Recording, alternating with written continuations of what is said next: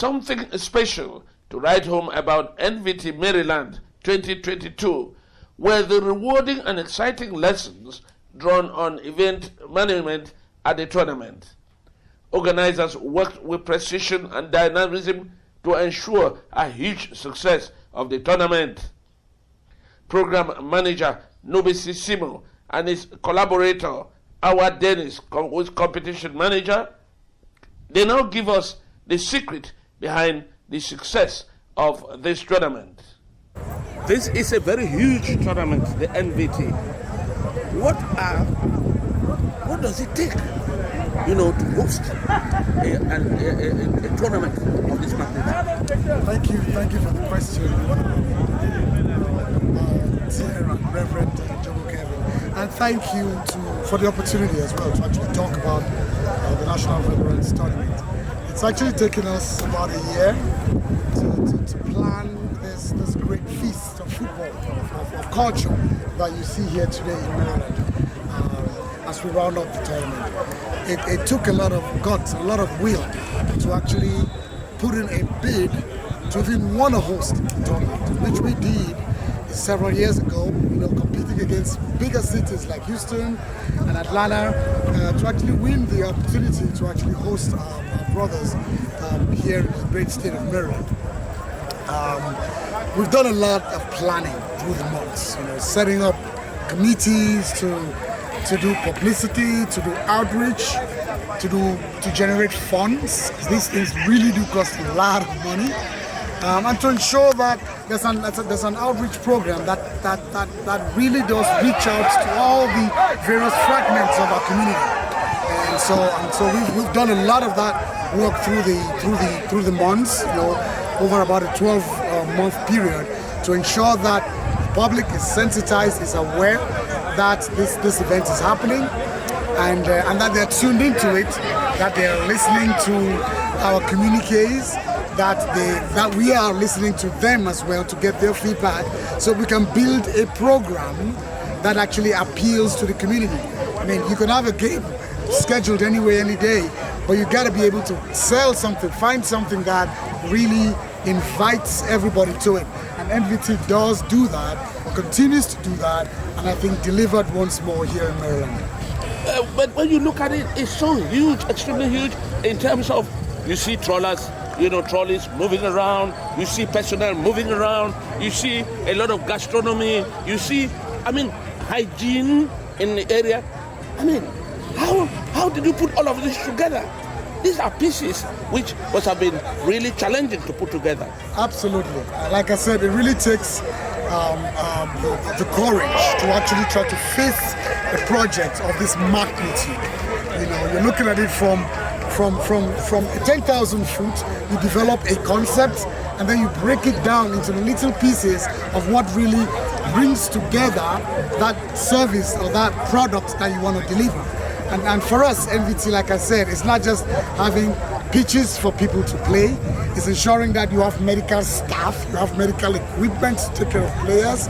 It's ensuring that you have the appropriate hygiene, like you said, not just for the players, but for the fans and the families that come together.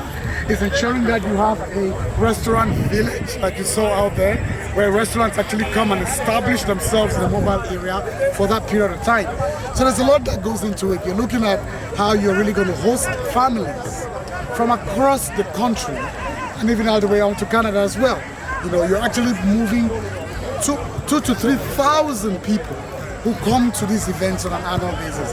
So ensuring that their accommodation is secured, you look for the appropriate hotels that they would like, ensure that they're linked to those hotels and that their reservations are made, that they have vendors that would cater for them for their food while they're here, and all of that. So it really does take a lot. It's a huge project to think through, but when you've got the right players, when you've got the right concept, and you've got the right players, you really can build a product that really does deliver. And I think which is what NVT 2022 did here in Maryland. Despite my wide knowledge about travels, but putting all of this together, you must have been facing some challenges. And which could be some of these challenges? Absolutely. There always will be challenges that you're really going to have to get through. Now, The states that we live in are actually they are our home right now, to be honest with you. But there are some restrictions that are imposed, by the statute, by the state laws. And these are things that we have to adhere by, And so these are things we always think about and say, well, how are we going to make it work within the confines of the laws of the land? So, you're bringing a crowd, you're going to keep them, staying late through is the park going to allow you to stay that late? Is the park going to allow some of the accommodations that you would like to provide the guests here? So I think working within the confines of our administrative areas has always been a challenge. But that's something we adapt to. We're not trying to be unlawful. We don't want to be unlawful. But we want to ensure that we recognize those constraints and work within those confines. One of the things that also is, in fact, a major challenge for us is that our processes are really still evolving. It's very challenging to meet all of our obligations. For example, age limits. How do you ensure that all of your players meet those minimum requirements? That's a challenge for us. It's something we walk through. How do you truly manage games within schedule? We're talking about 32 teams playing a 3-day tournament. It is extremely difficult maintaining such a schedule, which is why, I work with great colleagues like my friend here at Divine Hour, who is my director of everything football. We call it the competition manager, making sure that the fields are ready, that the lights are ready if we need them, and everything else that it takes to get a game going and get it going on time, on budget and so on. So like I said, it really does take a team to put it together, but it all starts with a great concept, understanding your limitations, your constraints, working within those, maximizing where you have some great capabilities to ensure that it comes through.